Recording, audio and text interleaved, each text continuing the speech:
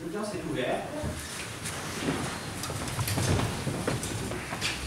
Je vais vous demander maintenant d'arrêter de filmer, s'il vous plaît.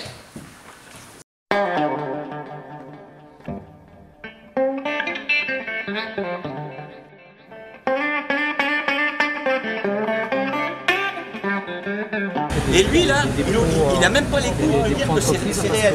Une de ses subalternes, il a écrit. Il a écrit. C'est net, c'est marqué noir sur blanc. Et lui il dit le contraire. Non mais ça prouve qu'ils perdent leur nerf là. Oui, là ils perdent leur nerf. Ça veut dire que les conclusions du rapporteur public les ont ébranlés, qu'ils sont obligés de raconter des contre-vérités pour essayer de remonter la pente. Donc nous avons refait un recours au niveau du tribunal administratif de Limoges. La demande du PSE a été rejetée en mai 2018, donc pour la deuxième fois. Donc on n'avait pas d'autre choix que de faire un appel directement au tribunal administratif de Bordeaux. Écoutez, merci d'être venu aujourd'hui. Il y a toujours les solides qui sont là. Pour nous c'est un moment important, même si ce n'est pas un moment déterminant. C'est un moment important de la lutte qu'on poursuit autrement, puisque vous savez que sur les repris, donc 120 salariés, l'activité elle est loin d'être au rendez-vous. Même Bruno Le Maire a été obligé de le reconnaître. Actuellement, il y a à peu près 9 à 11 millions d'euros d'activité prévues jusqu'à la fin décembre, alors qu'il devrait y en avoir 25. Effectivement, s'il y avait 25 millions d'euros d'activité sur le site, il faudrait au moins 40 salariés en plus. Ça veut dire qu'il faudrait qu'ils réembauchent. Donc nous, on pense que c'est volontaire de la part des constructeurs automobiles de ne pas remettre l'activité pour continuer à enfoncer l'entreprise et nous amener tranquillement à la fermeture. En même temps, M. Macron aura eu son effet de pub puisqu'il aura fait tout ce qu'il pouvait pour sauver l'entreprise, mais malgré tout, vous voyez bien, ces bouseux de la Creuse, ils n'arrivent pas à bosser et en plus, ils marchent sur la gueule des salariés. C'est ce qu'on vient de voir au tribunal actuellement avec la position de M. Davidoff qui représente la Directe. Et donc la Directe, c'est l'inspection du travail, donc le ministère du Travail, qui est capable de mentir à la barre du tribunal. Ça, c'est quand même c'est pitoyable. Et donc on voit bien l'implication de l'État. Mais aussi dénoncer l'État qui accompagne ça, parce que les GMS, c'est exactement les mêmes acteurs politiciens que dans notre dossier les Ford. Hein. Vous prenez Rousset au conseil régional, vous prenez le maire pour le ministère, avec son bras droit Floris. C'est exactement les mêmes qui interviennent sur notre dossier et qui nous disent ne vous inquiétez pas, on gère votre dossier. Au tribunal administratif de Bordeaux, on va dire qu'on sort à moitié satisfait, c'est une demi-teinte. Ce qu'il faut rappeler, c'est que le rapporteur public a été dans notre sens sur un des faits. Il dénonce vraiment le porc-sauce, parce que ça a été fait en dépit du bon sens. Mais ce qui nous a énervé ce matin, c'est la position de notre directeur de la Directe, qui est représentant de l'État. Il a menti vraiment à la barre du tribunal administratif et il a pris la défense de l'administration. Alors que l'administration était complètement absente, elle aurait pu être présente par l'intermédiaire d'un avocat, elle avait le droit, et elle a considéré que c'était pas nécessaire, donc ils avaient considéré qu'ils étaient perdants certainement.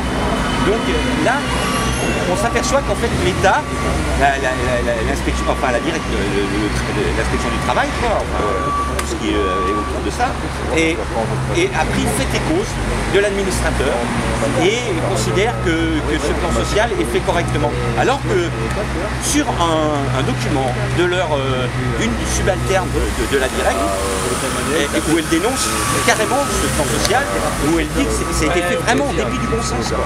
Et lui, il est monté au créneau et il a menti. Pourquoi on est là, en fait, c'est les GMS, ils ont été licenciés, il y a une partie qui a été licenciée l'année dernière, 157 exactement si mes souvenirs sont bons. Et donc un PSE qui évidemment qui n'est pas à la hauteur des moyens comme d'habitude, comme tous les patrons. Et donc là c'est une des étapes, le tribunal administratif, qui n'invalide jamais. Hein. De tout ce qui est structure d'État, il n'y a que le Conseil constitutionnel qui invalide les PSE en général. Alors un PSE, c'est pour pas dire un gros mot, c'est pour éviter le mot licenciement. Au plan de sauvegarde des emplois, on ne sauvegarde rien du tout, on licencie 157 personnes. Donc évidemment, là ils sont dans une lutte. Là ils n'ont jamais lâché les GMS, donc c'est évident que nous, on est là pour les soutenir. Évidemment qu'il faut qu'on soit là, les ouvriers, qu'on se serre les coudes pour dénoncer toute cette injustice sociale. Tout à fait, ça fait partie de notre ADN, la convergence des luttes, les luttes contre les licenciements. C'est la continuité de la bagarre, voilà, pour le maintien des emplois, contre les fermetures de boîtes, pour l'interdiction des licenciements. La suite à venir, c'est on continue. J'ai mes collègues qui travaillent toujours encore à LSI, qui sont dans la problématique de ne pas avoir suffisamment de travail pour 120 personnes. Donc ils perdent 300 à 350 000 euros par mois. Donc ce qui fait que là, ils vont finir l'année avec moins 3 millions et quelques. Donc c'est vraiment déplorable parce que les constructeurs avaient promis 25 millions d'euros de chiffre d'affaires et il n'y en a même pas 11. Donc c'est pitoyable. Donc l'État n'a même pas joué son rôle.